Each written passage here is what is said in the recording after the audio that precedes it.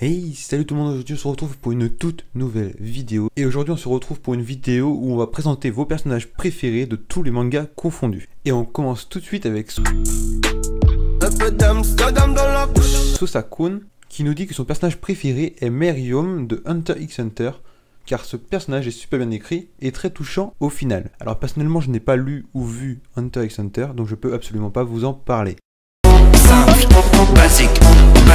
Et on enchaîne directement avec Osin qui nous dit que Goku est son personnage préféré car elle a grandi avec lui, elle l'a vu grandir et évoluer au fil du temps, tout comme elle. Et c'est vrai que pour beaucoup de personnes, Goku est un peu le personnage qui a grandi avec eux. Personnellement, j'ai plutôt grandi avec Naruto, mais après ça revient à peu près au même. Il y a deux teams, il y a la team un peu Dragon Ball, un peu la team Naruto, mais en tout cas, on a tous grandi avec un des personnages. Gucci gang, Gucci gang, Gucci gang, Gucci gang, Gucci gang, Gucci gang, Gucci gang. Blooder qui a comme personnage préféré Kaneki qui vient de Tokyo Ghoul, tout simplement parce qu'il a bien aimé l'histoire du personnage durant la saison 1 et aussi parce que dans la saison 2, il est juste trop badass et ça, je suis totalement d'accord. Clan Uzumaki qui nous dit que Sangohan de Dragon Ball car pour lui, c'est le plus fort des Saiyans. En particulier quand il se bat contre Cell et se transforme en SSJ2. Et apparemment dans DBS, il est en train de revenir en force et je suis plutôt content pour vous. En tout cas, moi personnellement, je ne regarde pas Dragon Ball, je suis un petit peu en retard là-dessus. Il faudrait vraiment que j'y mette, mais dès que j'ai le temps, promis, je m'y mets. En tout cas, Clan Uzumaki, tu nous as un peu trahi avec Sangohan alors que ton nom est de Naruto.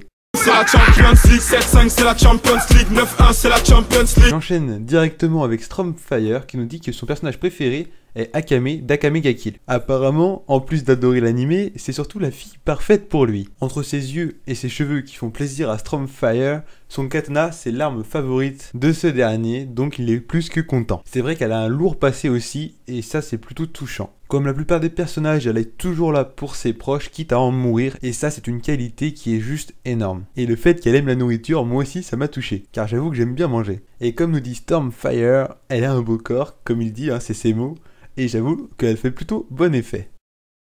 Depuis le platine, je me la coule douce. Maman, prépare-moi le couscous.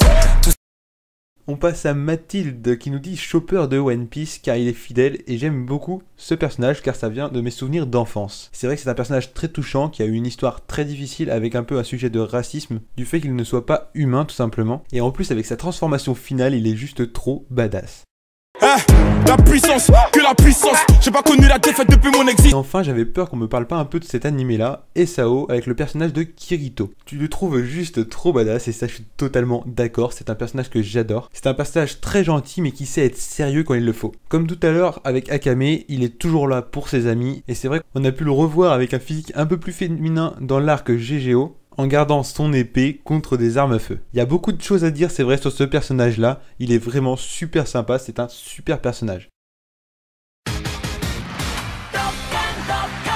Le personnage de Kiro, c'est tout simplement Trafalgar dit Waterloo. C'est vrai qu'il a un pouvoir juste impressionnant et beaucoup de possibilités. Et c'est vrai qu'il a un lourd passé avec un gros flashback sur ce personnage-là et c'est vraiment super touchant. Et c'est vrai que les sabreurs dans One Piece sont plutôt bien vus par les fans.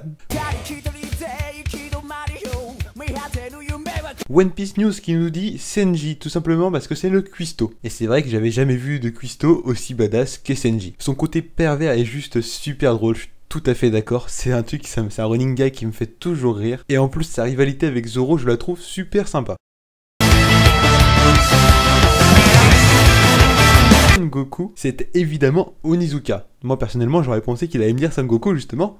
Mais apparemment non. Badass, pervers et un peu con sur les bords, un humour lourd et décalé comme on l'aime, et malgré tout, un grand cœur. Ouais, c'est exactement ce qu'on m'avait dit sur ce personnage-là. Malgré que je ne l'ai pas vu, ce manga m'a l'air super sympa, c'est pareil, faudrait que je m'y mette. Et...